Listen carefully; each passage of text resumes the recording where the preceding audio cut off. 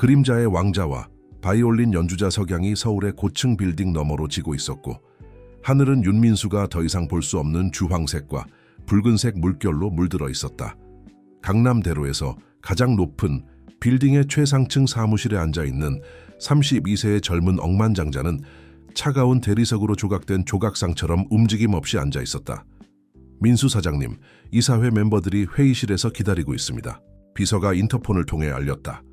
윤민수는 넥타이를 밀리미터 단위로 정확히 조정했다. 이것은 시력을 잃은 지난 7년 동안 그가 길러온 습관이었다. 그의 모든 움직임은 계산되었고 모든 제스처는 완벽해질 때까지 연습되었다.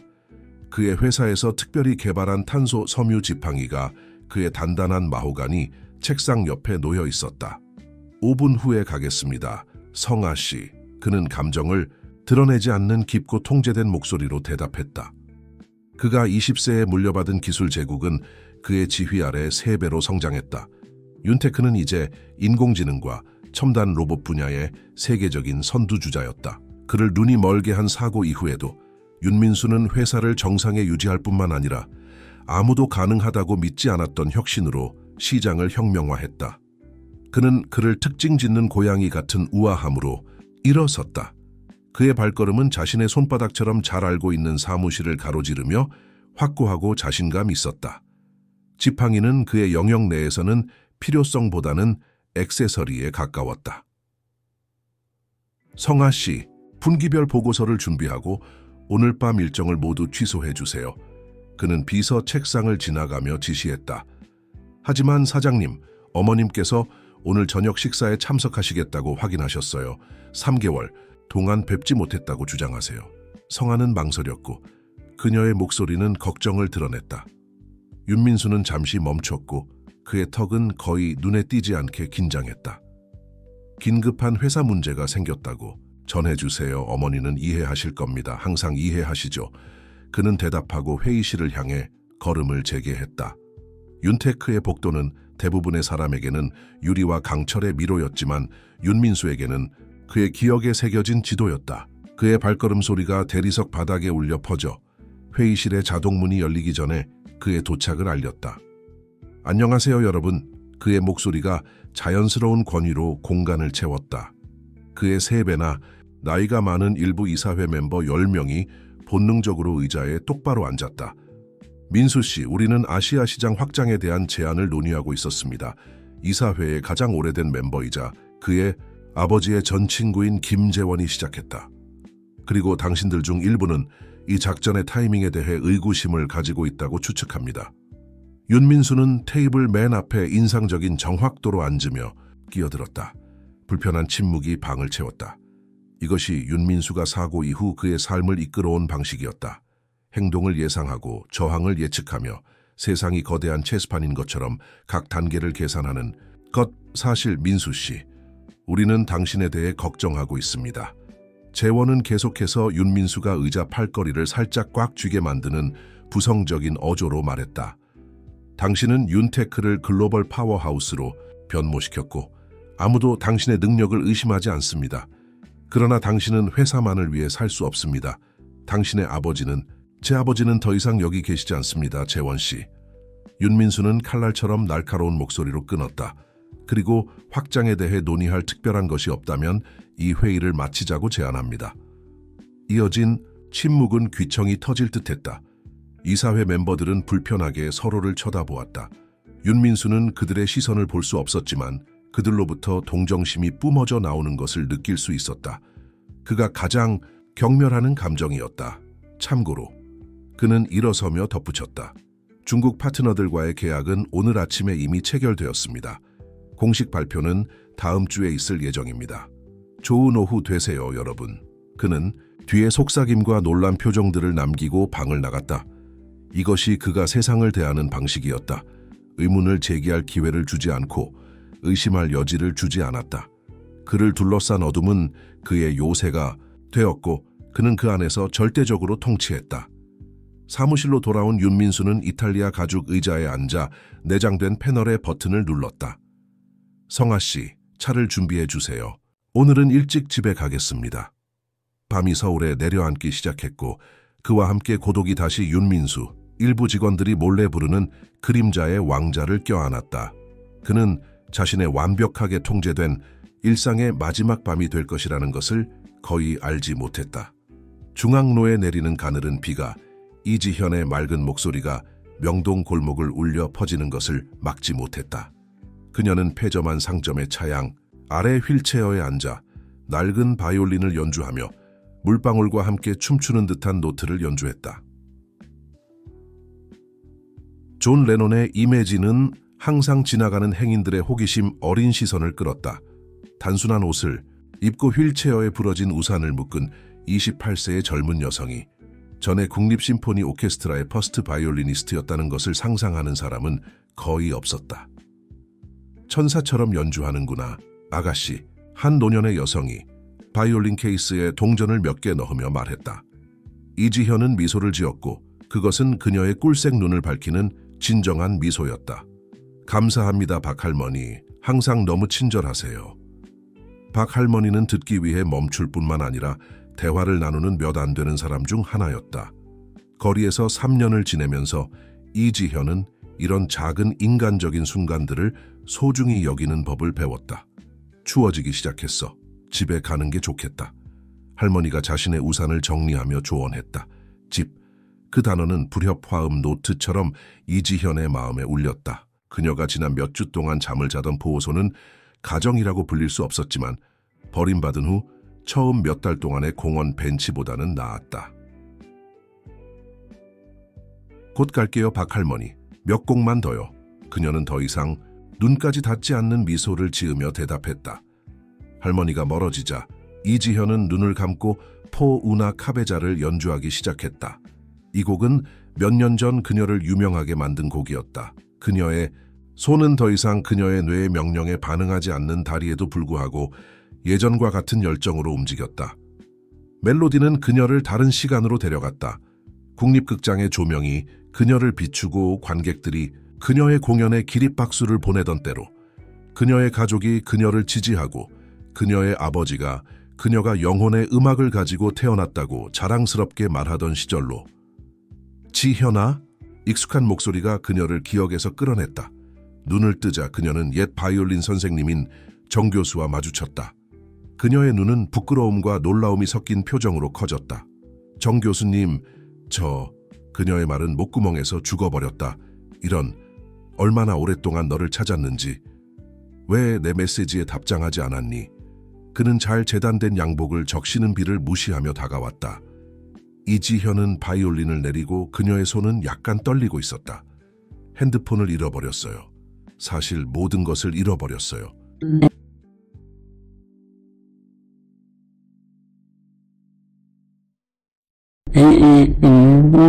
저기 내 인문이를 그게 내게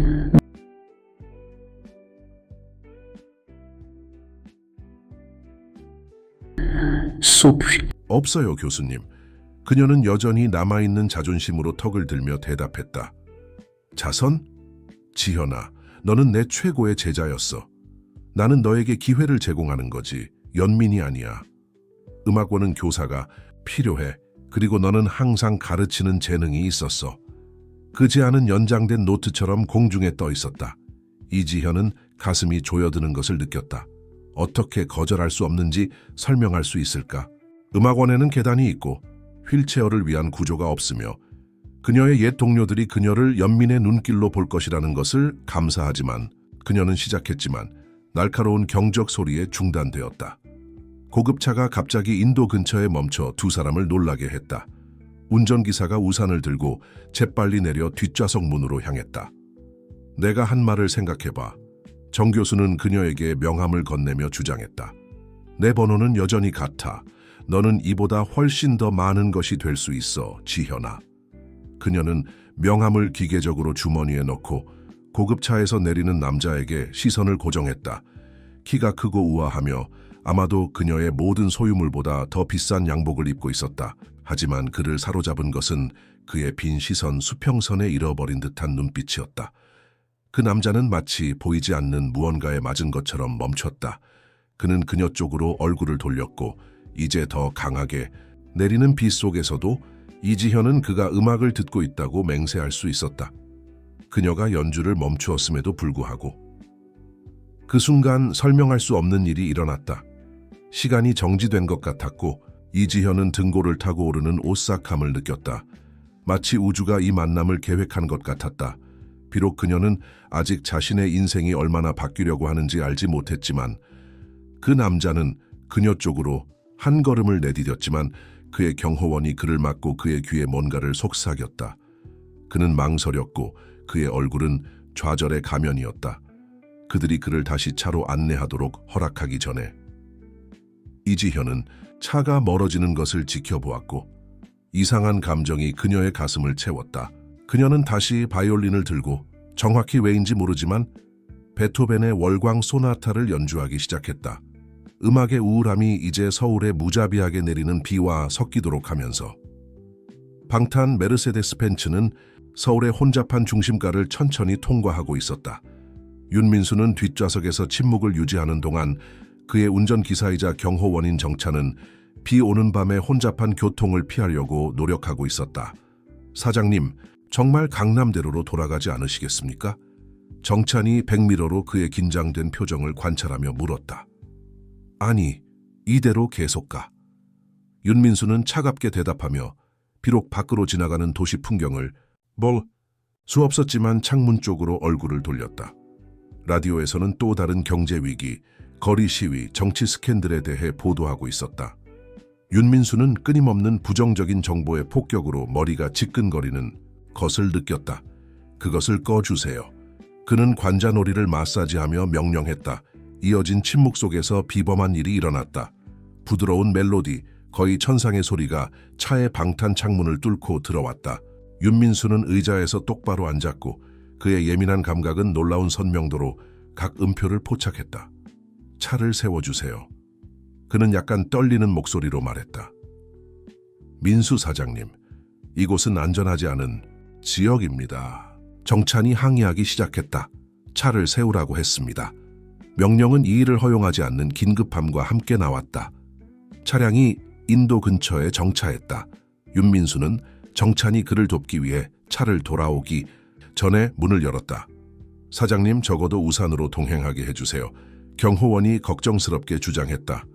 윤민수는 요청을 무시하고 음악을 향해 확고한 발걸음을 내디뎠다.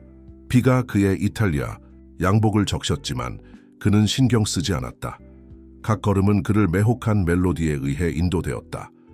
이지현은 그녀가 전에 보았던 우아한 남자가 다가오는 것을 알아차리고 연주를 중단했다. 가로등의 희미한 불빛 아래 그녀는 그의 얼굴을 더 잘 볼 수 있었다. 잘 정리된 턱선, 세심하게 빗어넘긴 검은 머리, 그리고 눈, 무한대를 바라보는 것 같은 눈. 계속 연주해주세요. 그가 부탁했고 그의 거친 목소리는 그의 뻣뻣한 자세와 대조되는 감정을 담고 있었다. 죄송하지만 오늘은 이제 그만 마치려고 했어요. 이지현은 바이올린을 넣기 시작하며 대답했다. 얼마? 그가 갑자기 물었다. 뭐라고요? 그녀는 혼란스러워하며 눈썹을 찌푸렸다. 한 곡 더 연주하는데 얼마를 원하나요? 이지현은 혈액이 끓어오르는 것을 느꼈다. 전 아무것도 팔지 않아요. 선생님, 제 음악은 판매용이 아닙니다. 윤민수는 몇 초 동안 움직이지 않았고 비가 그의 얼굴을 따라 흘러내렸다. 거의 감지할 수 없는 미소가 그의 입술에 떠올랐다. 마침내 그는 중얼거렸다. 가격이 없는 누군가를 만났군요. 이지현은 그를 호기심 어린 눈으로 바라보았다. 그의 존재에는 매혹적인 무언가가 있었다. 그녀를 당황하게 하는 힘과 취약성의 혼합이었다. 당신의 이름을 알고 싶습니다. 그가 한 걸음 앞으로 나오며 물었다. 왜요? 그녀는 휠체어 위치를 조정하며 도전했다. 당신의 음악이... 그는 마치 올바른 단어를 찾는 것처럼 망설였다. 당신의 음악이 나에게 다시 색깔을 느끼게 했어요. 그 솔직한 고백은 이지현을 놀라게 했다. 그녀가 대답하기 전에 경호원이 급히 다가왔다. 민수 사장님, 비가 더 강하게 내리기 시작했습니다. 가야 합니다. 성이 이지현을 번개처럼 강타했다. 윤 기술 제국의 억만장자 소유주, 그를 몇 년 전 눈이 멀게 한 사고에 대한 헤드라인이 그녀의 기억을 가득 채웠다. 이지현입니다. 그녀는 거의 속삭이듯 말했다. 윤민수는 마치 그 이름의 소리를 음미하는 것처럼 살짝 고개를 기울였다. 이지현, 그는 반복했다. 내일 같은 시간 당신의 음악을 들으러 올게요. 그것은 요청도 명령도 아니었다. 그것은 마치 그가 미래를 예견할 수 있는 것처럼 확신이었다. 대답을 기다리지 않고 그는 돌아서서 차로 걸어갔고 이지현을 차양 아래 놀란 채로 남겨두었다. 메르세데스 벤츠는 서울의 비오는 밤 속으로 사라졌지만 무언가가 돌이킬 수 없이 변했다.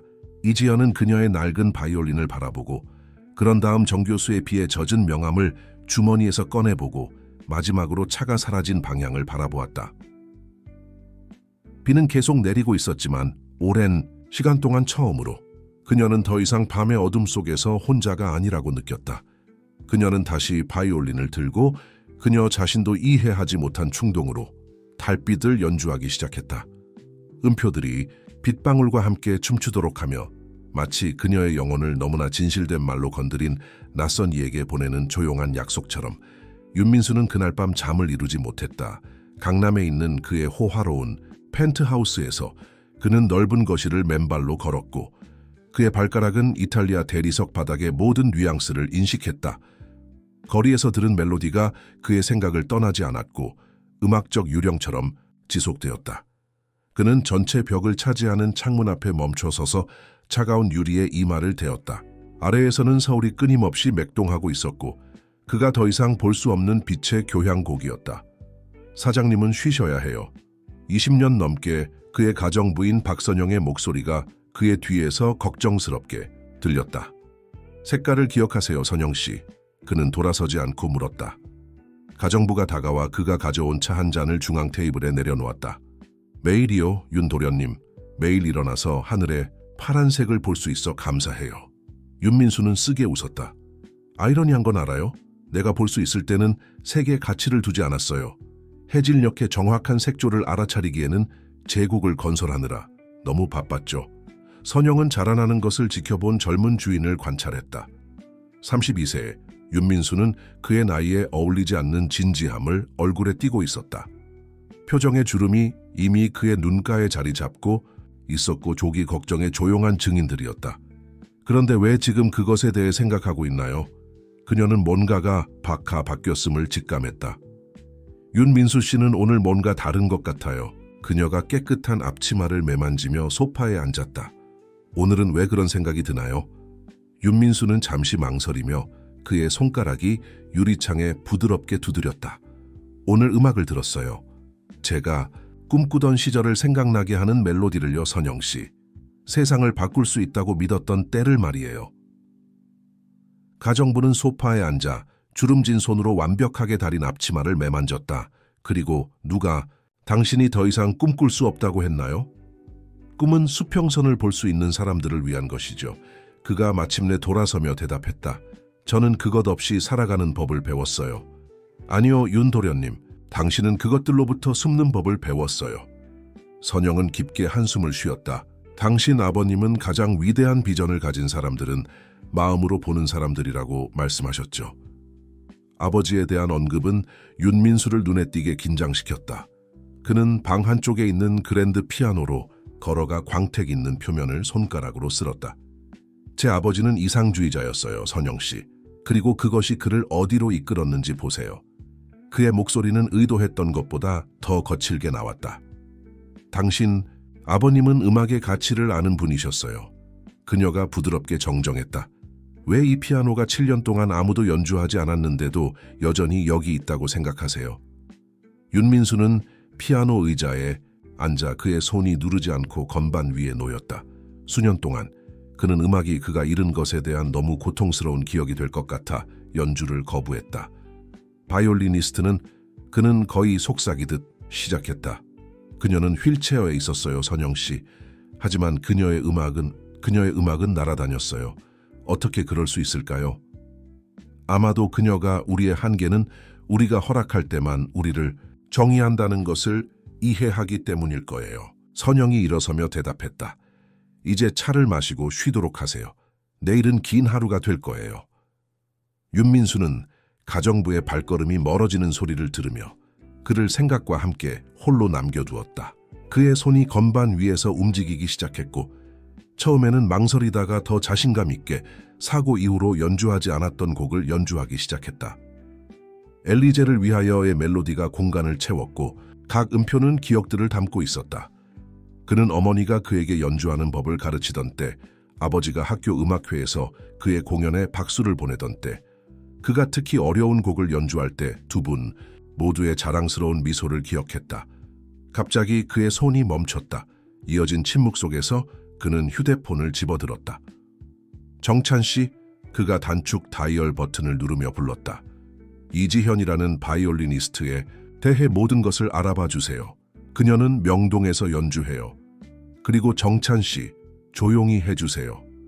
그는 경호원이 묻기 전에 전화를 끊었다. 그는 일어나 그의 조용한 펜트하우스를 가로지르며 침실로 향했고 그의 발걸음이 울렸다. 오랜만에 처음으로 일이 그의 새벽 시간대 생각을 차지하고 있지 않았다. 그의 마음속에서 이지현이 연주했던 멜로디가 엘리제를 위하여의 음표와 섞여 그가 이름 붙이기를 감히 하지 않았던 가능성의 교향곡을 만들어내고 있었다. 사고 이후로 그의 가슴속에 품고 있던 공허함이 조금 덜 깊게 느껴졌고 그가 존재했다는 것을 잊었던 무언가로 채워지고 있었다. 희망 킹사이즈 침대에 누워 윤민수. 자신의 마음 주위에 벽을 쌓은 남자는 7년 만에 처음으로 볼 수 없는 색들을 꿈꾸도록 허락했다. 하지만 어떻게든 한 거리의 바이올리니스트가 그에게 다시 느끼게 해주었다. 시립보호소는 이지현이 들어갔을 때 조용했고 그녀의 바퀴는 낡은 세라믹 바닥에 작은 젖은 자국을 남겼다. 그녀의 바이올린은 비로부터 보호된 채 낡은 케이스 안에 있었고 과거 생활에서 아직도 간직하고 있는 유일한 소유물이었다. 오늘 늦게 왔네요, 지현 씨. 보호소의 코디네이터이자 회색 머리와 모성에 넘치는 눈빛을 가진 여성인 김혜경 씨가 말했다. 걱정했어요. 이지현은 미소를 지으려고 노력했지만 윤민수와의 만남 이후 그녀를 소비하고 있는 감정의 소용돌이를 감추려고 했다. 죄송해요, 애경 씨. 오늘은 거리에서 손님이 더 많았어요. 그녀는 다른 세 여성과 함께 사용하는 작은 공유방으로 향하며 대답했다. 방의 어둠 속에서 이지현은 유일하게 사용 가능한 창문 옆에 휠체어를 위치시켰다. 밖에서는 여전히 비가 서울에 내리고 있었지만 그녀는 거의 알아차리지 못했다. 그녀의 마음은 대답 없는 질문들로 가득 차 있었다. 그녀는 정교수의 비에 젖은 명함을 주머니에서 꺼내 물에 번진 글자를 읽으려고 노력했다. 그의 제안이 그녀의 마음에 울렸고 비 속에서 그녀에게 연주하게 한 수수께끼 같은 말을 한 맹인 억만장자의 말과 섞였다. 잠을 못 이루나요? 그녀의 룸메이트인 이정숙 씨가 물었다. 그녀는 심각한 질병 후 모든 것을 잃은 노년의 여성이었다.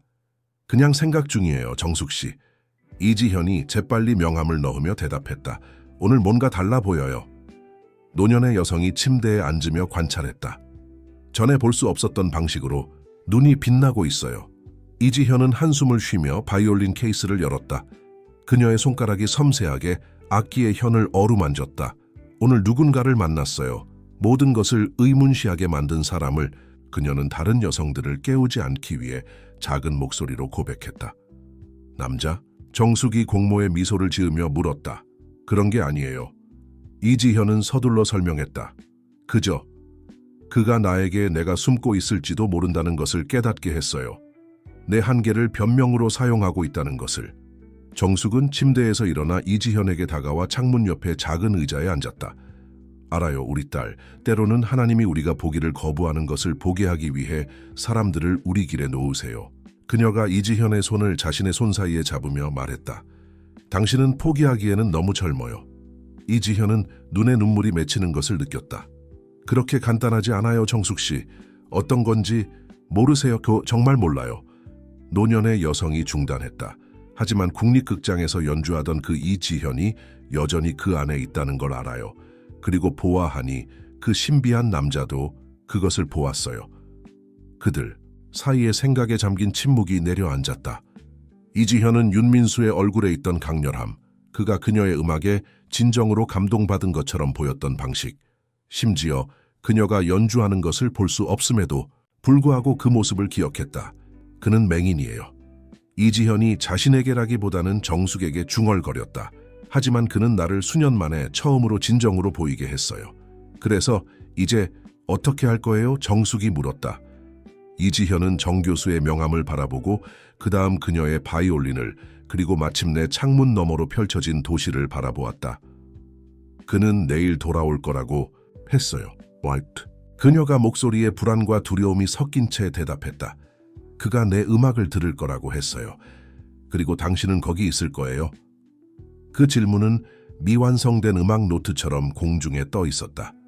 이지현은 눈을 감고 가득 찬 관객들 앞에서 연주하던 때, 음악이 그녀를 완전하게 느끼게 했던 때, 모든 신체적 한계로부터 자유롭게 느끼게 했던 때를 기억했다.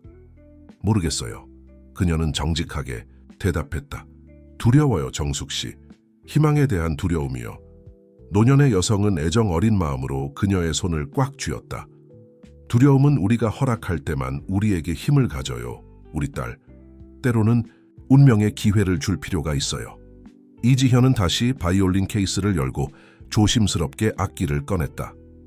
방의 어둠 속에서 그녀는 그 다음날 모퉁이로 돌아가기로 결정한다면 연주할 멜로디를 상상하며 현을 조용히 튕기기 시작했다. 가장 이상한 건 뭔지 알아요? 그녀가 손이 바이올린 위에서 춤추는 동안 속삭였다. 사고 이후 처음으로 누군가가 내 휠체어를 보았을 때 내가 작아지는 느낌을 받지 않았어요. 왜냐하면 그는 볼 수 없었거든요. 정숙은 미소를 지으며 일어나 침대로 돌아갔다. 아마도 그것이 바로 그가 당신을 진정으로 볼 수 있었던 이유일 거예요, 지현 씨. 때로는 눈이 우리를 속여요. 중요한 것을 진정으로 보는 것은 마음이에요. 창가에 다시 혼자 남겨진 이지현은 바이올린에서 조용한 운동을 계속했다. 그녀의 손이 말로 표현할 수 없는 감정을 움직임으로 번역하도록 했다. 밤이 깊어갔고 그와 함께 결정이 그녀의 마음속에서 형태를 갖기 시작했다. 다음 날 오후는 서울에 놀랍도록 맑게 밝아왔다. 윤민수는 그가 이지현을 만났던 명동의 모퉁이에 더 일찍 도착했고 그의 메르세데스는 몇 미터 떨어진 곳에 조용히 주차되어 있었다. 정찬 그의 경호원은 그 아침에 그녀에 대한 완전한 보고서를 그에게 건네주었다. 국립심포니 오케스트라의 제1바이올리니스트 윤민수는 정보를 머릿속으로 되짚으며 중얼거렸다. 3년 전 사고, 가족 부재, 노숙 상태. 사장님, 여기서 기다리실 건가요? 정찬이 그의 후견인의 노출에 불안해하며 물었다. 윤민수는 질문을 무시했고 그의 주의는 거리의 소리에 집중되어 있었다. 각 발걸음, 각 대화, 각 클렉슨 소리. 하지만 그가 찾는 음악은 없었다. 시간이 흘러가고 이지현의 부재가 그의 가슴을 짓누르기 시작했다. 거리 반대편에 한 갤러리 입구에 숨어 이지현은 관찰하고 있었다. 그녀는 나타나지 않기로 결심하고 일찍 도착했지만 윤민수가 완벽한 양복을 입고 참을성 있게 기다리는 모습에 뭔가가 그녀가 단순히 등을 돌리는 것을 막았다. 그는 정말로 왔어. 그녀는 손가락 사이에서 바이올린 활을 꽉 쥐며 자신에게 속삭였다. 거의 2시간의 기다림 후 윤민수는 일어섰고 그의 얼굴은 통제된 실망의 가면이었다. 가자, 정찬 씨. 그가 차를 향해 한 걸음 내디디며 명령했다. 바로 그 순간 이지현은 그녀의 결정을 내렸다. 그녀는 바이올린을 자세히 하고 포우나 카베자를 연주하기 시작했다. 같은 곡이 몇 년 전 그녀를 유명하게 만들었다. 음표들이 공기 속에서 춤을 추고 그가 차에 탈 수 있기 전에 윤민수에게 닿았다. 그는 멈췄고 거의 알아차릴 수 없는 미소가 그의 입술에 떠올랐다. 오지 않을 줄 알았어요. 나도요. 이지현이 휠체어로 다가가며 대답했다. 왜 돌아오셨어요? 왜 연주하셨나요? 그가 놀라운 정확도로 그녀 쪽으로 돌아서며 반문했다. 그들 사이에 침묵의 순간이 자리 잡았고 도시의 소음으로만 채워졌다. 당신이 내 대해 조사했죠, 그렇죠? 이지현이 마침내 물었다. 네. 윤민수가 망설임 없이 인정했다. 그리고 당신도 분명히 내 대해 조사했을 거예요. 이지현은 부드럽게 웃었다. 사실 그럴 필요가 없었어요. 당신의 이야기는 모든 신문에 있거든요, 윤 사장님. 민수. 그가 정정했다. 그냥 민수로 불러주세요. 그는 그녀에게 몇 걸음 다가갔고 그의 지팡이가 이지현의 휠체어 바퀴를 살짝 건드렸다. 왜 프로로 연주하는 것을 그만두셨나요? 그가 더 부드러운 목소리로 물었다. 이지현은 가슴이 조여드는 것을 느꼈다. 왜 꿈꾸는 것을 그만두셨나요? 그 질문은 윤민수를 주먹으로 맞은 것처럼 강타했다. 그의 긴장된 어깨가 약간 편안해졌다. 그렇군요. 그가 처음으로 진정한 미소를 지으며 중얼거렸다. 계약을 맺는 게 어떨까요? 어떤 종류의 계약이요? 이지현이 의심스럽게 물었다. 교환이요. 윤민수가 그녀 근처의 벤치에 앉으며 제안했다. 당신이 나에게 다시 음악을 듣는 법을 가르쳐주고 내가 당신이 무대로 돌아가는 것을 도와드릴게요. 이지현은 위장이 뒤틀리는 것을 느꼈다. 자선이 필요 없다고 말했잖아요. 그리고 난 연민이 필요 없어요. 그가 단호하게 반박했다. 당신에게 파트너십을 제안하는 거예요. 당신은 재능이 있고 나는 자원이 있어요.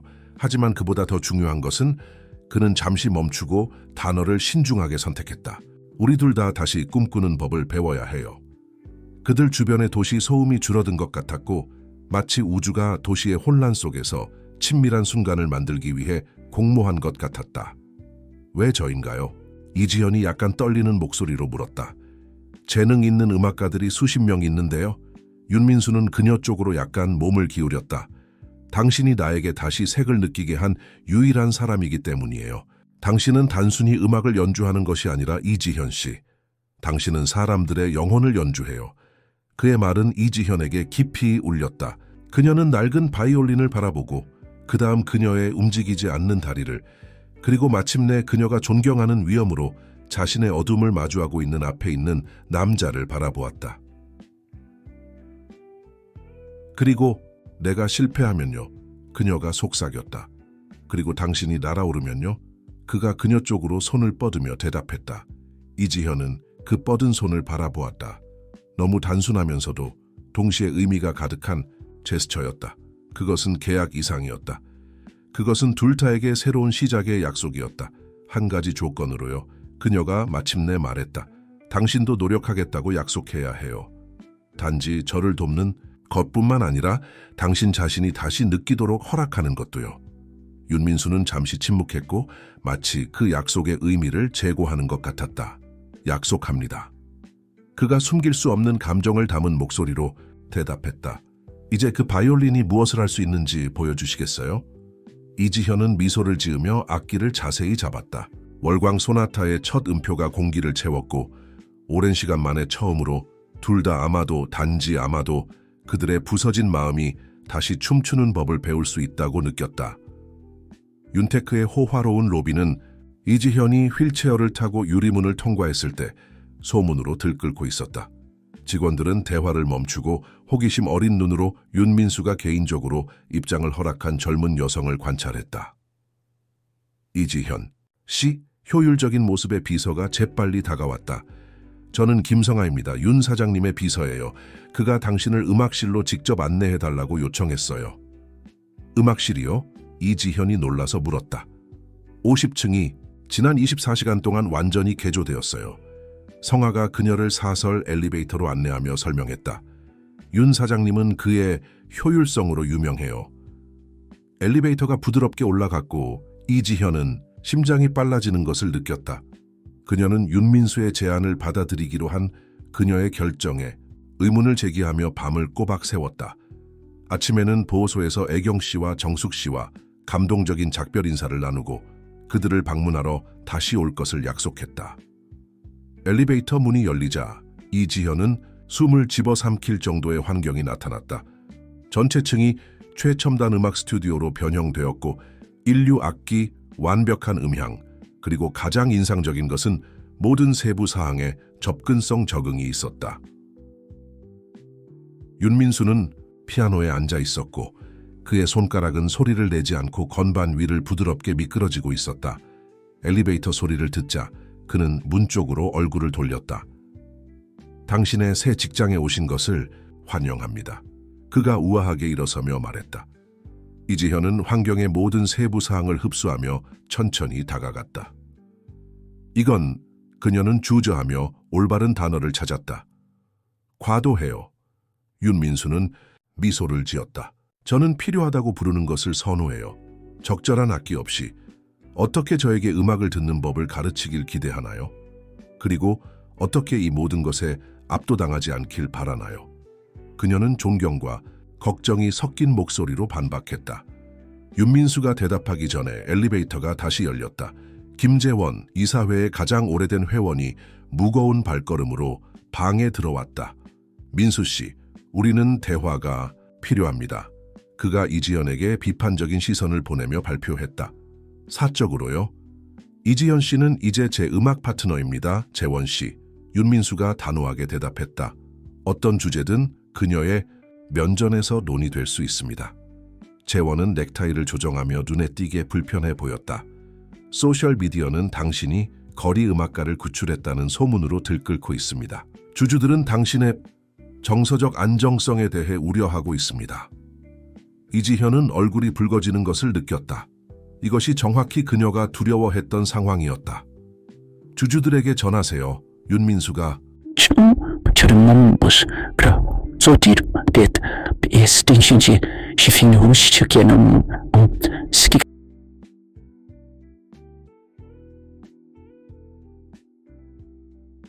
Koning anladım. Şan onu şan onu 시도겠지. 스타이프 브라인게 신의시키는 비디야. 비한던 주머니에서 휴대폰을 꺼내 빠르게 검색했다. 결과를 읽자 그의 눈이 커졌다. 차이코프스키를 해석하는 방법을 혁신한 첫 번째 바이올리니스트. 그는 멈추고 새로운 관심으로 이지현을 바라보았다. 네, 맞습니다. 윤민수가 완성했다. 그리고 이제 그녀는 윤테크가 포용성과 예술을 바라보는 방식을 혁신하는 데 도움을 줄 것입니다. 이지현은 대화를 관찰하며 동시에 보호받고 노출된 느낌이 들었다. 윤민수는 그녀를 감동시키면서도 두렵게 하는 자연스러운 권위로 기업 세계를 항해했다. 이제 신뢰하겠습니다. 윤민수가 계속했다. 우리는 첫 수업을 시작해야 합니다. 재원은 마지못해 나갔고 방에는 무거운 침묵이 내려앉았다. 저를 변호할 필요는 없었어요. 이지현이 마침내 말했다. 당신을 변호한 것이 아닙니다. 윤민수가 피아노로 돌아가며 대답했다. 우리 둘을 변호한 거죠. 우리의 파트너십을요. 이지현은 특별히 그녀가 쉽게 닿을 수 있도록 설계된 받침대에 놓인 바이올린까지 휠체어를 밀었다. 그리고 이 파트너십은 정확히 무엇인가요? 그녀가 악기를 조절하며 물었다. 윤민수는 멈추고 그의 손이 피아노 건반 위에 올려졌다. 그것은 우리의 한계가 우리를 정의하지 않는다는 것을 증명할 기회입니다. 우리가 세상이 우리에게 기대하는 것 이상이 될 수 있다는 것을요. 그리고 우리는 어떻게 그것을 하나요? 수수께끼 같은 미소가 그의 입술에 떠올랐다. 처음부터 시작합니다. 음악의 첫 번째로 사랑에 빠진 때에 대해 말해주세요. 이지현은 오랫동안 잠들어 있던 감정이 가슴속에서 깨어나는 것을 느꼈다. 6살이었어요. 그녀가 자동적으로 바이올린을 위치시키며 시작했다. 아버지가 국립극장에 데려갔을 때 이어진 몇 시간은 그들이 이야기와 음악을 공유하는 동안 날아갔다. 이지현은 윤민수가 클래식 음악에 대한 깊은 지식을 가지고 있다는 것을 발견했고 그는 그녀가 가르치는 데 타고난 재능이 있다는 것을 발견했다. 악보와 기억 사이에서 새로운 무언가가 피어나기 시작했다. 오후가 끝날 무렵 해가 서울의 하늘을 주황색 톤으로 물들일 때 이지현은 3년 만에 처음으로 몇 시간 동안 자신의 한계에 대해 생각하지 않았다는 것을 깨달았다. 그리고 윤민수는 일모를 볼 수 없었지만 마치 방을 채우는 음표를 통해 그 색을 느낄 수 있는 것처럼 미소를 지었다. 음악 수업이 시작된 지 2주가 지났다. 윤테크 빌딩의 50층에 있는 방은 윤민수와 이지현에게 피난처가 되었고 시간이 세상의 나머지 부분과 다르게 흐르는 공간이 되었다. 그러나 그날 아침 뭔가가 달랐다. 이지현은 평소보다 일찍 도착했고 윤민수가 이미 피아노에 앉아있는 것을 발견했지만 그는 연주하고 있지 않았다. 그는 손에 신문을 들고 있었고 성아가 이지현의 피를 얼어붙게 한 헤드라인을 큰 소리로 읽고 있었다. 윤상속자, 새로운 자선 프로젝트를 찾다. 전 국립 심포니 바이올리니스트. 계속해 윤민수가 턱을 긴장시키며 명령했다. 성아는 명백히 불편해하며 목을 가다듬었다. 내부 소식통에 따르면 그를 실명하게 한 사고 이후 고립으로 알려진 억만장자 윤민수는 이제 사고 후 거리에서 끝난 클래식 음악의 옛 유망주였던 이지현을 재활하는 데 시간을 바치고 있다. 이것은 진정한 자선인가 아니면 회사 이미지를 정화하기 위한 또 다른 시도인가? 이지현은 손이 떨리는 것을 느꼈다. 그녀의 휠체어가 방에 들어오며 가벼운 소리를 냈고 다른 사람들에게 그녀의 존재를 알렸다. 지현 씨, 윤민수가 갑자기 일어서며 신문을 떨어뜨렸다. 아니요, 그녀가 그를 중단시켰고 그녀의 목소리는 느끼는 고통에도 불구하고 단호했다. 설명하려고 하지 마세요. 성아는 조용히 방을 떠났고 뒤에 문을 닫았다. 이어진 침묵은 납처럼 무거웠다. 당신은 이것이 일어날 것을 알고 있었어요. 이지현이 마침내 말했다. 그래서 그 모든 파트너십에 대한 이야기, 자선이 아니라는 말이었죠. 윤민수는 그녀에게 한 걸음 다가갔지만 그녀는 뒤로 물러났다. 그들이 말하는 것은 사실이 아닙니다. 그가 감정의 목이 메인 목소리로 주장했다. 당신은 그것을 알고 있어요. 정말 알고 있나요? 이지현은 쓴 웃음을 흘렸다. 우리를 봐요, 민수 씨. 강력한 억만장자와 부서진 바이올리니스트. 이것이 어떻게 자선 외에 다른 것일 수 있을까요? 제게 표면 너머를 듣는 법을 가르쳐준 사람으로서는 놀랍도록 피상적이군요. 그가 좌절감이 담긴 목소리로 반박했다. 이지현은 그가 볼 수 없어 다행이라고 생각하며 눈에 눈물이 타오르는 것을 느꼈다. 어쩌면 내가 잘못 판단했나 봐요. 그녀가 부드럽게 말했다. 어쩌면 우리 둘 다 그랬을지도 모르죠.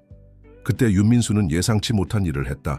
그는 단호한 발걸음으로 피아노까지 걸어가 연주를 시작했다. 엘리제를 위하여의 음표가 방을 채웠지만 뭔가 달랐다. 그의 해석에는 이지현이 전에 결코 알아차리지 못했던 날것의 감정, 취약함이 담겨 있었다. 왜 이 곡을 선택했는지 아세요? 그가 연주를 계속하며 물었다. 사고 전에 마지막으로 연주한 곡이었어요. 제 아버지가 마지막으로 들은 곡이었죠. 이지현은 침묵을 지켰고 그 계시와 음악에 매혹되었다. 그날 밤 그는 제게 파티에 가지 말라고 부탁했어요. 윤민수가 손이 건반 위에서 춤추며 계속했다. 좋지 않은 예감이 든다고 했어요. 하지만 저는 너무 오만했고 자신의 성공에 너무 확신에 차 있어서 들을 수 없었어요. 음악이 갑자기 멈췄다. 윤민수는 이지현 쪽으로 얼굴을 돌렸고 그의 눈은 불분명한 지점에 고정되어 있었다. 병원에서 깨어나 시력을 잃었다는 것을 알았을 때 제 첫 번째 걱정은 저 자신이 아니었어요. 그것은 그를 위한 것이었죠.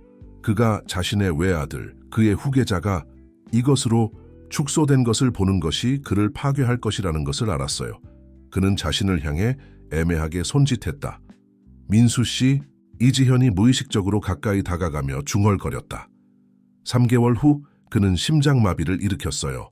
윤민수의 목소리가 약간 떨렸다. 의사들은 스트레스, 걱정 때문이라고 했어요. 저는 저 자신을 비난했어요. 아직도 비난하고 있죠. 이지현은 가슴이 조여드는 것을 느꼈다. 마침내 그가 왜 세상으로부터 그렇게 많이 다쳤는지 이해했다. 왜 지금 이것을 말해주시는 건가요? 그녀가 부드럽게 물었다. 당신이 이해할 필요가 있기 때문이에요. 그가 피아노에서 일어서며 대답했다. 이것은 자선에 관한 것이 아닙니다, 이지현 씨. 이것은 구원에 관한 것이에요. 당신의 음악, 당신의 존재, 7년 만에 처음으로 저는 더 이상 그날 밤에 갇혀 있다고 느끼지 않아요. 이지현은 생각 없이 그에게 다가가 그의 손을 잡았다. 윤민수는 그의 손가락을 그녀의 손가락과 얽혔고 그 제스처는 너무 친밀해서 둘 다 숨을 멈추게 했다. 저도 제 유령들이 있어요. 그녀가 고백했다. 제 가족은 그들은 제 새로운 상태를 다룰 수 없었어요. 현실에 직면하는 것보다 저를 버리는 것이 더 쉬웠죠. 윤민수는 그녀의 손을 부드럽게 꽉 쥐었다. 그렇다면 아마도 그것이 우리가 서로에게 무엇인지일 겁니다. 자선도 연민도 아닌 단지 함께 재건하려고 노력하는 2명의 부서진 사람들. 아침 햇살이 거대한 창문을 통해 들어와 방을 황금빛으로 채웠고 그중 아무도 완전히 볼 수 없었다. 그는 그의 실명 때문에, 그녀는 그녀의 눈물 때문에. 하지만 그 순간 그들 사이에 무언가가 바뀌었다. 보이지 않는 장벽이 무너졌고 그들의 두려움과 상처뿐만 아니라 서로에게서 발견한 치유의 가능성도 노출시켰다. 저와 함께 연주해요. 그가 그녀의 손을 놓지 않고 피아노로 돌아가며 요청했다. 우리가 그들의 헤드라인이 말하는 것보다 더 많은 것이라는 것을 그들에게 보여줘요. 이지현은 바이올린을 들었고 함께 그들은 새로운 무언가를 창조하기 시작했다. 고통, 상실, 그러나 또한 희망과 그들 중 아무도 아직 이름 붙이기를 감히 하지 않는 감정에 대해 말하는 음악. 음표들은 마침내 짝을 찾은 영혼들의 듀엣처럼 공기 속에서 얽혔다. 그날 아침 윤테크 로비의 소문은 평소보다 더 강렬했다. 윤민수의 어머니인 윤미경은 수십 년 동안 그녀를 특징지어온 우아함과 권위로 장소를 가로질러 걸었다. 그녀의 굽이 광택 있는 대리석에 울리며 직원들의 호기심 어린 시선을 무시한 차의 사설 엘리베이터로 향했다. 50층에서 윤민수와 이지현은 그들의 음악에 완전히 빠져 있었다. 그녀는 그에게 달빛의 미묘함을 느끼는 법을 가르쳤고 그녀의 손이 종종 피아노에서 손가락의 위치를 교정하기 위해 그의 손을 만졌다. 음악이 흐르게 하세요. 이지현이 부드럽게 지시했다. 정확한 음표만이 아니라 당신이 각각에 넣는 감정에 관한 것이에요. 친밀한 순간은 엘리베이터 소리에 갑자기 중단되었다. 윤미경이 승강기에서 나왔고 그녀의 얼음 같은 파란 눈이 그녀 앞에 있는 광경을 명백한 불쾌감으로 평가했다. 그래서 소문은 진실이었군요. 그녀가 말했고 그녀의 목소리는 면도날처럼 공기를 잘랐다. 윤민수는 즉시 똑바로 앉았고 그의 어머니의 목소리를 알아보았다. 무엇이 어머니를 이곳에 데려왔나요? 이사회가 소란스러워 민수야 윤미경이 다가왔고 그녀의 프랑스 향수가 환경을 침범했다. 먼저 당신은 전체 층을 음악실로 변형시키고 그 다음에는 당신과 함께 있는 사진이 신문에 나타났어요. 그녀는 계산된 시선을 이지현에게 던졌다. 거리 음악가와 함께요. 이지현은 얼굴이 붉어지는 것을 느꼈지만 고개를 들고 있었다. 윤 여사님 제가 제발 친애하는. 윤미경이 차가운 미소로 그녀를 중단시켰다. 어른들이 대화할 필요가 있어요. 우리에게 양해해 주시겠어요? 그녀는 머물러요. 윤민수의 목소리가 단호했다. 이지현 씨는 제 음악 파트너이고 말해야 할 어떤 것도 그녀의 존재해 말할 수 있습니다. 윤미경은 좌절한 한숨을 내쉬었다. 좋아요. 그럼 요점으로 바로 가죠. 이사회는 당신의 최근 결정에 대해 걱정하고 있어요. 일부 회원들은 당신이 이 순간에 회사를 이끌기에 정서적으로 준비되지 않았을 수 있다고 제안해요. 그래서 어머니가 오신 건가요? 윤민수가 일어섰고 그의 자세는 긴장되어 있었다.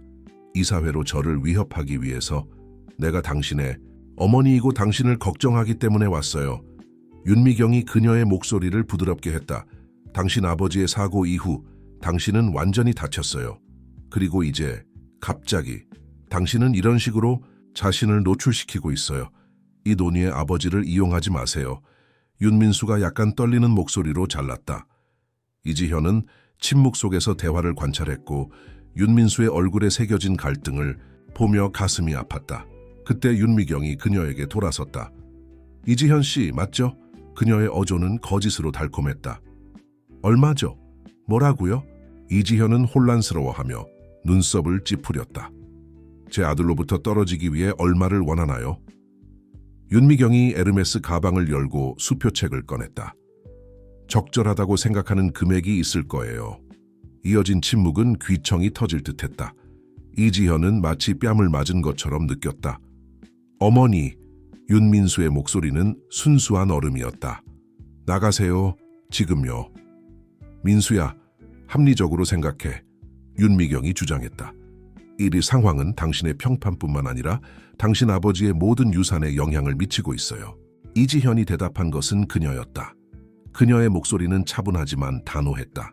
윤 여사님, 당신은 저에게 세상의 모든 수표를 제공할 수 있어요. 당신의 아들이 저에게 돌려준 것에 대해 지불할 돈은 없어요. 제 음악, 제 존엄성, 제 살고 싶은 의지요. 윤미경은 대답의 진정으로 놀란 것 같았다. 그녀는 이지현에서 윤민수로 시선을 옮겼고 처음으로 그녀가 수년 동안 보지 못했던 무언가를 그녀의 아들의 표정에서 알아차렸다. 생명. 어머니는 이해하지 못해요. 윤민수가 이지현에게 다가가며 말했다. 사고 이후로 처음으로 저는 단지 존재하는 것이 아니라 다시 살아가고 있어요. 그리고 회사는요? 윤미경이 물었고 그녀의 목소리는 진정한 걱정을 드러냈다. 회사는 이제껏 없이 잘 되고 있어요. 윤민수가 대답했다. 그리고 왜 그런지 아세요? 왜냐하면 마침내 제가 아버지가 항상 저에게 가르치려고 했던 것을 이해했기 때문이에요. 영혼 없는 사업은 단지 스프레드시트의 숫자일 뿐이라는 것을요. 이지현은 본능적으로 윤민수의 손을 잡았고 그 제스처는 윤미경에게 간과되지 않았다. 윤 가족의 여가장은 그 터치를, 말을 초월하는 그 연결을 관찰했고 그녀의 표정에서 무언가가 미묘하게 변했다. 이사회는 이것을 좋아하지 않을 거예요.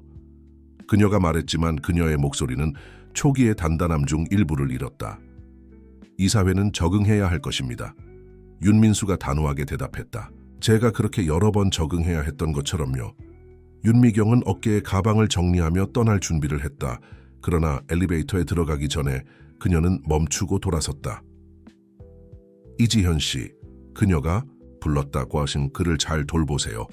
이지현이 대답하기 전에 문이 닫혔다. 이어진 침묵은 말하지 않은 많은 의미로 무거웠다. 그것에 대해 미안해요. 윤민수가 여전히 이지현의 손을 잡은 채 중얼거렸다. 미안해하지 마세요. 그녀가 부드럽게 대답했다. 당신의 어머니는 그녀의 방식으로 당신을 보호하려고 하는 것뿐이에요. 윤민수는 쓴웃음을 흘렸다. 무엇으로부터 저를 보호하려는 거죠? 행복해지는 것으로부터? 행복하다는 단어가 그들 사이에 공중에 떠 있었고 그들 중 아무도 완전히 탐색할 준비가 되지 않은 함축을 담고 있었다. 이지현은 부드럽게 그의 손을 놓고 바이올린으로 돌아갔다. 수업을 계속할까요? 그녀가 이전 순간의 정상성을 회복하려고 노력하며 제안했다. 하지만 둘 다 근본적인 무언가가 변했다는 것을 알았다. 윤미경의 방문은 그들이 직면할 외부 압력을 노출시켰을 뿐만 아니라 on growing between them, silent and inevitable as the very music they created together. 소식은 겉보기에 평온한 아침에 쓰나미처럼 도착했다. 성아가 음악실에 급히 들어왔고 그녀의 평소 침착한 얼굴은 명백한 걱정을 보여주고 있었다. 윤 사장님, 이사회실에서 당신의 긴급한 존재가 필요합니다. 그녀가 발표했고 이지현에게 의미심장한 눈길을 보냈다. 윤민수는 피아노에서 새로운 곡을 연습하고 있었는데 눈에 띄게 어깨를 긴장시켰다.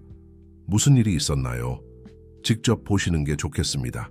성아가 태블릿을 전달하며 대답했다. 헤드라인이 모든 곳에 있습니다. 이지현은 성아가 윤민수에게 뉴스를 읽는 것을 지켜보았다. 각 단어마다 그의 얼굴은 더 창백해졌다. 김재원 이사회의 가장 오래된 회원은 국내 최대 신문 중 하나에 폭발적인 인터뷰를 했다. 윤민수는 그의 아버지를 희생시킨 사고 이후 정서적으로 불안정하다. 헤드라인이 말했다. 결이 음악가와의 관계를 포함한 최근의 결정들은 회사를 이끌 그의 무능함을 보여준다. 라는 헤드라인을 읽자 이지현은 위장이 뒤틀리는 것을 느꼈다. 그는 그럴 권리가 없었어. 윤민수의 목소리가 억제된 분노로 떨렸다. 제 아버지, 그는 아버지의 기억을 내게 이용하고 있어요. 이지현은 가슴이 아픈 것을 느꼈다. 민수 씨, 저는... 아니요. 그가 그녀를 중단시키고 갑자기 일어섰다. 당신이 떠나겠다고 말하는 것을 감히 하지 마세요. 지금은 안 돼요. 이어진 침묵은 엘리베이터 소리로 중단되었다. 윤미경이 방에 들어왔고 그녀의 표정은 평소보다 더 부드러웠다. 아들아, 그녀가 불렀고 그녀의 목소리는 놀랍도록 부드러웠다. 당신이 알아야 할 것이 있어요. 사고의 밤에 관한 것이에요. 윤민수는 움직이지 않았다. 이지현은 그에게서 파도처럼 방출되는 긴장을 느낄 수 있었다. 무슨 말씀이세요? 그가 속삭임에 가까운 목소리로 물었다. 윤미경이 다가와 가방에서 봉투를 꺼냈다. 아버지의 사무실에서 이 편지들을 찾았어요. 그는 우리를 떠나기 전 일주일 동안 이것들을 썼어요. 성아는 은밀히 방을 떠났고 뒤에 문을 닫았다. 이지현도 그 예를 따르려고 했지만 윤민수는 그녀에게 손을 뻗었고 머물러 달라는 조용한 요청이었다. 읽어주세요. 그가 이지현에게 어머니가 가져온 편지를 건네며 부탁했다. 떨리는 손으로 이지현은 큰 소리로 읽기 시작했다. 내 아들에게, 만약 당신이 이것을 읽고 있다면 내가 개인적으로 당신에게 말할 용기가 없었다는 뜻입니다.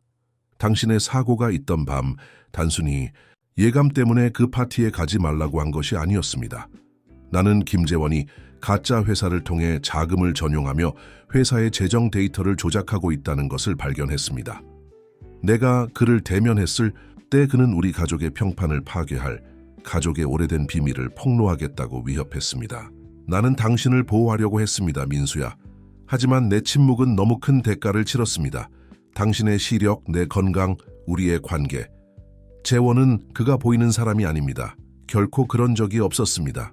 그리고 이제 그가 내 부재를 이용해 회사의 통제권을 잡으려고 하는 것을 보며 나는 더 이상 침묵할 수 없습니다. 비록 이 사후의 말을 통해서라도 용서해 주세요, 아들아. 더 강하지 못해서, 이 모든 것을 막지 못해서. 사랑을 담아 아버지 일길을 따라온 침묵은 납처럼 무거웠다. 윤민수는 피아노에 기대어 있었고 그의 호흡은 불규칙했다. 왜? 그는 어머니에게 돌아섰고 그의 목소리는 감정에 목이 메었다. 왜 지금이죠? 윤미경은 깊게 한숨을 쉬었다. 왜냐하면 나는 지금에서야 내가 아버지와 같은 실수를 저지르고 있다는 것을 깨달았기 때문이에요. 당신을 보호하려고 하다가 결국 당신이 살아가는 것을 막았어요. 당신이 다시 당신 자신으로 돌아오는 것을 보기 위해서는 그녀는 이지현을 바라보았다. 이것이 필요했어요. 이지현은 그 장면을 관찰했고 그녀의 마음은 어머니와 아들의 얼굴에 명백한 고통으로 찢어졌다. 윤민수는 몇 년 동안의 잘못 향한 죄책감과 분노를 처리하는 것처럼 보였다. 이지현 씨, 그가 갑자기 불렀고 그의 목소리는 힘을 얻고 있었다. 지난주에 당신이 작곡한 그 음악을 저에게 연주해 주세요. 질문하지 않고 이지현은 바이올린을 자세했다. 흐르기 시작한 멜로디는 그녀 자신의 작곡이었고 윤민수와의 세션에서 태어난 곡으로 날것의 감정과 회복력 있는 희망을 담고 있었다. 그녀가 연주하는 동안 무언가 특별한 일이 일어나는 것을 보았다. 윤민수는 미소 짓기 시작했고 그 미소는 슬픔과 해방을 섞은 것이었다. 윤미경은 그녀의 얼굴을 따라 조용히 흐르는 눈물을 흘렸다. 이제 이해합니다. 음악이 끝났을 때 윤민수가 말했다. 아버지는 그날 밤 단순히 저를 보호하려고 한 것이 아니었어요. 그는 당신이 저에게 가르쳐준 같은 교훈을 가르치려고 했습니다. 이지현 씨, 때로는 정말로 중요한 것을 보기 위해 무언가를 잃어야 한다는 것을요. 그는 어머니에게 돌아섰다. 이사회의 특별회의를 소집하세요. 김재원이 자신의 행동에 대한 결과에 직면할 시간이 왔습니다. 윤미경은 고개를 끄덕였고 그녀의 시선에는 새로운 결단이 있었다. 떠나기 전에 그녀는 이지현 옆에 멈추었다. 고마워요. 그녀가 젊은 음악가의 어깨를 가볍게 누르며 속삭였다. 내 아들을 다시 삶으로 데려와 주어서. 그들이 다시 혼자 남았을 때 윤민수는 마치 그의 어깨에서 거대한 무게가 들어 올려진 것처럼 더 가벼운 발걸음으로 이지현에게 다가갔다. 아이러니한 것이 무엇인지 아세요? 그가 입술에 부드러운 미소를 지으며 말했다. 저는 몇 년 동안 제 시력 상실, 아버지의 건강, 모든 것에 대해 저 자신을 비난했어요. 그리고 이제 저는 아마도 정말로 보는 법을 배우기 위해 이 모든 것을 겪을 필요가 있었을지도 모른다는 것을 깨닫게 되었어요. 이지현은 그의 손을 잡고 그녀의 손가락을 그의 손가락과 얽었다. 때로는 삶이 우리를 더 강하게 재건하기 위해 우리를 부셔요. 그리고 때로는 그가 완성했고 그의 엄지손가락이 그녀의 손을 어루만졌다. 그것은 우리에게 다시 날아오르는 법을 가르치기 위해 음악의 천사를 보내요. 윤테크의 이사회실은 그렇게 긴장된 적이 없었다. 12명의 이사회 멤버들이 침묵 속에서 기다리는 동안 윤민수는 확고한 걸음으로 들어왔고 이지현은 휠체어를 타고 그의 옆에 있었다. 그녀의 존재는 다양한 논란 시선과 몇몇 불승인의 속삭임을 일으켰다. 김재원은 테이블의 반대편 상석에 앉아 명백히 가리지 않는 우월감의 표정을 유지했다. 윤미경은 그녀의 평소 자리를 차지했고 그녀의 가족의 신뢰를 배반한 남자에게 그녀의 눈은 고정되어 있었다. 이사회 신사 숙녀 여러분, 윤민수가 시작했고 그의 목소리는 명확하고 통제되어 있었다. 저는 이 특별회의를 윤테크의 미래뿐만 아니라 과거에 대해서도 논의하기 위해 소집했습니다. 민수 씨, 재원이 그의 어조는 거만하게 중단했다. 당신의 정서적 불안정성이 바로 우리가 걱정하는 것입니다. 당신의 친구 음악가를 이사회 회의에 데려오는 것은 단지 우리의 요점을 증명할 뿐입니다. 이지현은 얼굴이 붉어지는 것을 느꼈지만 고개를 들고 있었다. 윤민수는 미소를 지었고 그 미소는 그의 눈에 닿지 않았다. 이지현 씨는 윤테크가 되어야 할 모든 것을 대표하기 때문에 여기 있습니다. 회복력, 혁신적, 그리고 무엇보다 성실함. 그는 의미 있는 휴식을 취했다. 당신이 결코 이해하지 못한 것, 재원 씨. 정확한 제스처로 윤민수는 그의 폴더에서 봉투를 꺼냈다. 성아 씨, 이 문서들의 사본을 모든 참석자에게 배포해 주세요. 종이가 배포되는 소리가 방을 채웠다. 이사회 위원들이 내용을 읽는 동안 충격과 분노의 표정이 나타나기 시작했다. 이것은 불가능합니다. 가장 오래된 이사회 위원 중 한 명이 더듬거렸다. 반대로 윤미경이 일어서며 대답했다. 이것은 지난 8년 동안 김재원이 수행한 모든 사기 거래의 상세한 기록입니다. 제 남편은 윤민수의 사고 며칠 전에 모든 것을 발견했습니다. 재원은 갑자기 일어섰고 그의 얼굴은 분노로 빨개졌다. 이것은 저를 명예훼손하려는 우스꽝스러운 시도입니다. 당신들은 증거가 없어요. 우리는 모든 증거를 가지고 있습니다. 윤민수가 그의 목소리는 날카롭게 중단했다. 당신이 그날 밤 제 아버지에게 한 녹음된 자백을 포함해서요. 이지현은 장면이 펼쳐지는 것을 지켜보며 윤민수의 변화에 감탄했다. 그녀가 만났던 쓰라린 남자의 흔적은 더 이상 없었다. 그 자리에는 정의를 실현하기로 결심한 강한 리더가 있었다. 당신은 제 아버지를 위협했습니다. 윤민수가 억제된 감정으로 약간 떨리는 목소리로 계속했다. 가족의 오래된 비밀을 협박으로 사용했어요. 그리고 아버지가 당신을 대면하기로 결정했을 때 당신은 모든 것을 조율했습니다. 죽음과 같은 침묵이 방에 내려앉았다. 재원은 눈에 띄게 창백해졌다. 당신은 무슨 말을 하고 있는 겁니까? 그가 그의 목소리는 불안함을 드러내며 물었다. 사고요. 윤민수가 이제 위험하게 차분한 목소리로 대답했다. 그날 밤 제가 차 조종을 잃은 것은 우연이 아니었습니다. 브레이크가 조작되었어요. 공포의 감탄사가 방 안에 울려 퍼졌다. 이지현은 가슴이 조여드는 것을 느꼈고 마침내 윤민수의 삶을 표시한 비극의 범위를 이해했다. 이것은 터무니없습니다. 재원이 항의했지만 그의 목소리는 더 이상 같은 확신을 담고 있지 않았다. 경찰은 이미 모든 증거를 가지고 있습니다. 윤미경이 개입했다. 작업을 한 정비소에 당신이 전화한 기록을 포함해서요. 재원은 덫에 걸린 동물처럼 주위를 둘러보았다. 그의 눈은 이지현에게 멈추었고 잠시 동안 그녀는 그들 속에서 위험한 무언가가 지나가는 것을 보았다. 그리고 그는 비난하듯이 이지현을 가리켰다. 거리 바이올리니스트와의 이 모든 가식, 당신들은 정말로 이 구원의 이야기를 믿나요? 감히 하지 마세요. 윤민수의 목소리는 순수한 얼음이었다. 제 아버지가 떠난 이후 이 회사에서 일어난 유일한 순수한 것을 더럽히려고 감히 하지 마세요. 그때까지 침묵을 지켰던 이지현이 바이올린을 집어들었다. 그 제스처는 모든 참석자들이 그녀 쪽으로 바라보게 했다. 음악과 거짓말의 차이가 무엇인지 아세요, 김씨? 그녀가 악기를 자세히 잡으며 물었다. 음악은 진실을 드러내기 위해 말이 필요하지 않아요. 그것과 함께 그녀는 연주를 시작했다. 윤민수를 위해 작곡한 곡의 음표가 방을 채웠고 상실, 고통, 그러나 또한 구원과 희망의 이야기를 담고 있었다. 멜로디는 각 참석자 안에 깊은 무언가를 건드리는 것 같았다. 윤민수는 눈을 감고 음악이 그를 감싸도록 했다. 그것이 끝났을 때 그는 미소를 지었고 그것은 그의 얼굴을 밝히는 진정한 미소였다. 이것이 윤테크의 진정한 유산입니다. 그가 선언했다. 그것은 단순히 스프레드시트의 숫자나 주식시장의 주식이 아닙니다. 그것은 고통을 아름다움으로, 도전을 기회로 변형시키는 능력입니다. 이사회에 돌아서서 그의 목소리는 부정할 수 없는 권위의 어조를 얻었다. 투표는 간단합니다. 김재원은 즉시 그의 임무에서 제거될 것이고 모든 증거는 적절한 당국에 넘겨질 것입니다. 하나씩 이사회 회원들은 동의하여 손을 들었다. 재원은 그의 패배를 깨닫고 나가기 위해 일어섰지만 방에 들어온 2명의 경비원에 의해 저지되었다. 아버지는 자랑스러워 하실 거예요. 재원이 밖으로 호위되는 동안 윤미경이 윤민수에게 조용히 말했다. 윤민수는 손을 뻗어 망설임 없이 이지현의 손을 찾았다. 그는 그럴 겁니다. 어디에 계시든 그는 그럴 겁니다. 김재원의 제거와 윤테크의 과거에 대한 공개가 며칠 동안 헤드라인을 장식했다. 그러나 빌딩의 50층에서 다른 멜로디가 형태를 갖기 시작하고 있었다.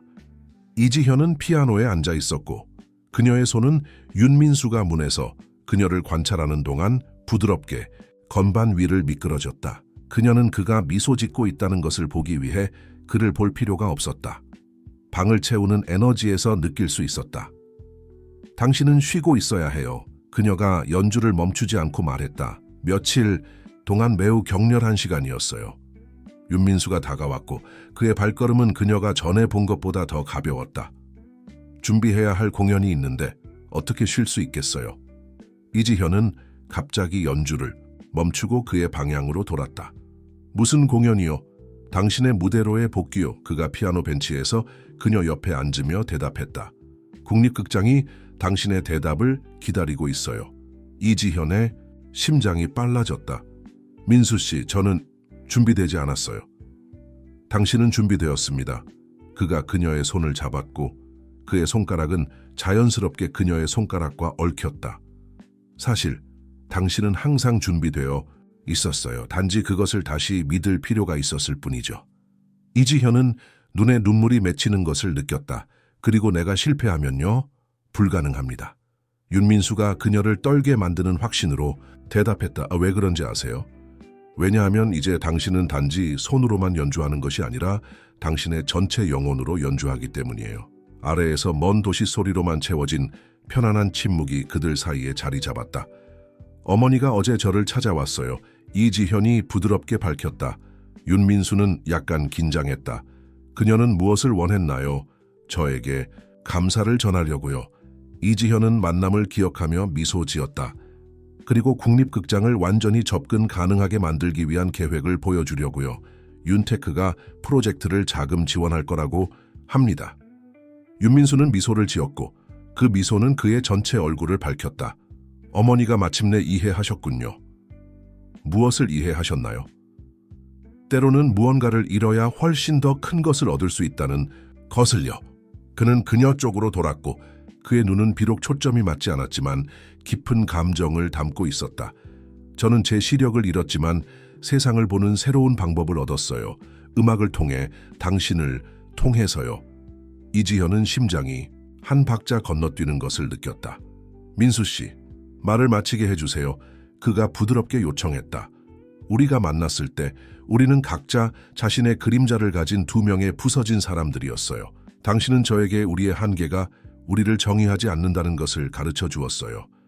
우리가 세상이 우리에게 기대하는 것보다 훨씬 더 많은 것이 될 수 있다는 것을요. 그는 잠시 멈추고 깊게 숨을 들이쉬었다. 그리고 그 과정에서 무언가 특별한 일이 일어났어요. 저는 단지 음악을 다시 듣는 법을 배운 것이 아니라 느끼는 법을, 사는 법을, 사랑하는 법을 배웠어요. 마지막 단어가 그들 사이에 의미를 담은 채 공중에 떠 있었다.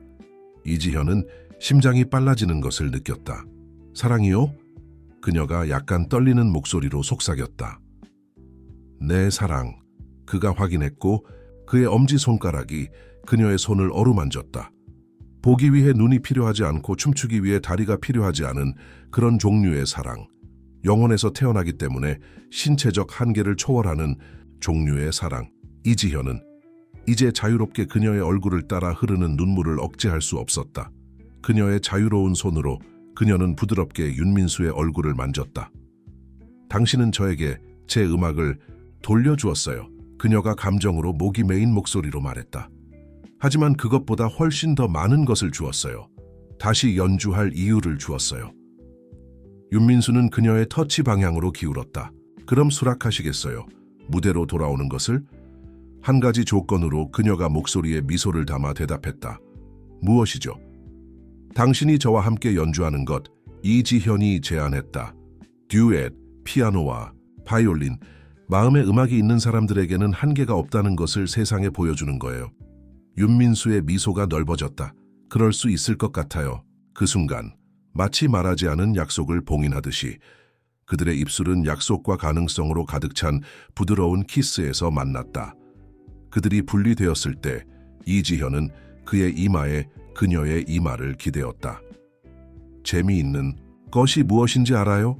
그녀가 중얼거렸다. 저는 항상 제 휠체어가 저를 가두고 있다고 생각했어요. 하지만 볼 수 없는 당신이 저에게 다시 날아오르는 법을 가르쳐 주었어요. 윤민수는 부드럽게 웃었다. 그리고 걸을 수 없는 당신이 저에게 어둠에서 벗어나기 위한 첫걸음을 내딛는 방법을 보여주었어요.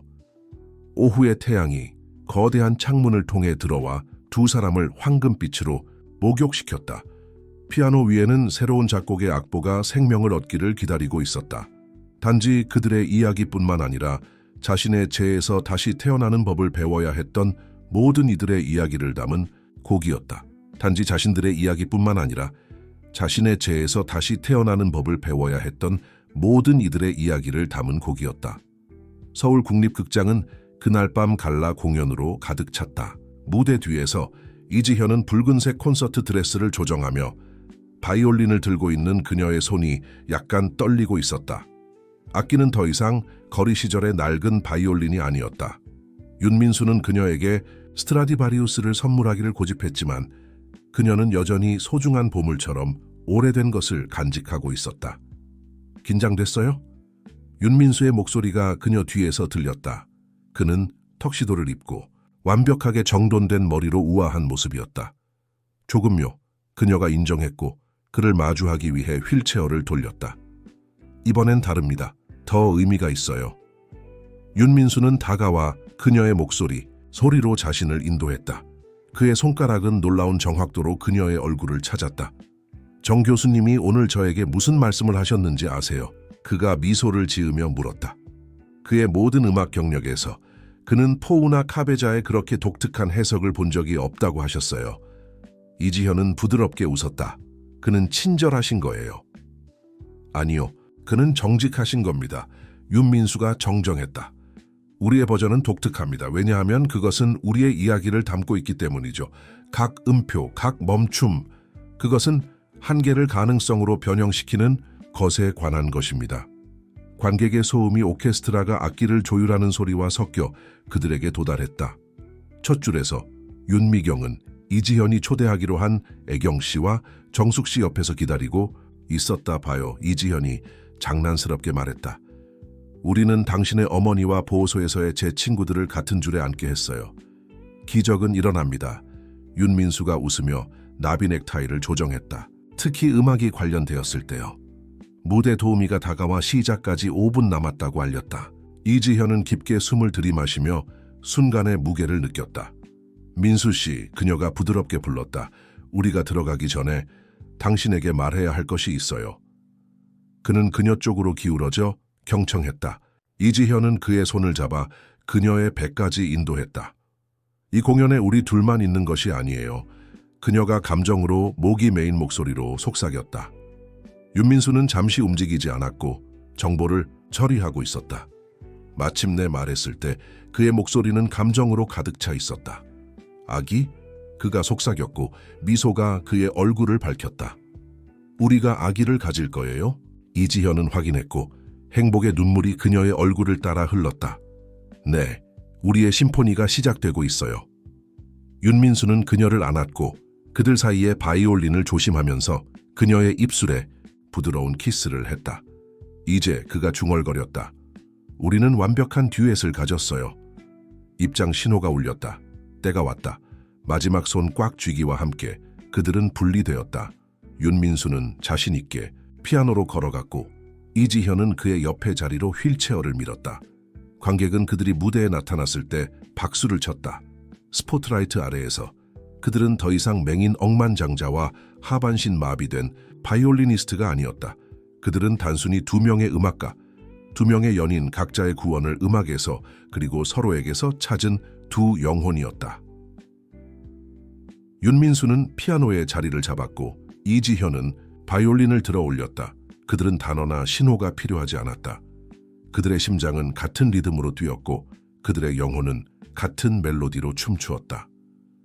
포우나 카베자의 첫 음표가 극장을 채웠지만 이전에 들어본 어떤 버전과도 달랐다. 이지현의 바이올린은 새롭게 발견된 열정으로 노래했고 윤민수의 피아노는 각 참석한 마음을 만지는 감수성으로 대답했다. 그것은 단순한 음악 이상이었다. 그것은 멜로디로 번역된 사랑 이야기였다. 각 음표는 극복, 재탄생, 신체적 및 사회적 한계를 초월하는 사랑에 대해 말했다. 관객 속에서 윤미경은 애경 씨의 손을 잡고 있었고 둘 다 눈에 눈물이 고여 있었다. 정숙 씨는 미소를 지었고 마치 자신의 아이들을 지켜보는 것처럼 자랑스러워했다. 마지막 음표가 극장에 울렸을 때 관객이 박수갈채를 터뜨리기 전에 경건한 침묵의 순간이 있었다. 윤민수와 이지현은 서로에게 미소를 지었고 그들의 심장은 일치하여 뛰고 있었다. 그 순간 무대의 불빛 아래에서 박수 소리가 공기를 채우고 그들 사이에 새로운 생명이 자라고 있는 것과 함께 윤민수와 이지현은 음악보다 훨씬 더 큰 무언가를 찾았다는 것을 이해했다. 그들은 서로에게서 그들의 집을 찾았다. 그리고 그렇게 국립극장이 박수로 진동하고 그들의 손이 약속으로 가득 찬 터치에서 만나는 동안 그들은 이것이 단순히 극복의 이야기가 아니라 사랑의 심포니라는 것을 알았다. 그 심포니는 계속해서 세대를 통해 울릴 것이다. 왜냐하면 때로는 무언가를 잃기 위해 모든 것을 찾아야 하기 때문이다. 어둠을 통과하여 그림자와 춤추는 법을 배울 필요가 있다. 그리고 사랑이 음악처럼 한계를 모른다는 것을 발견하기 위해 완전히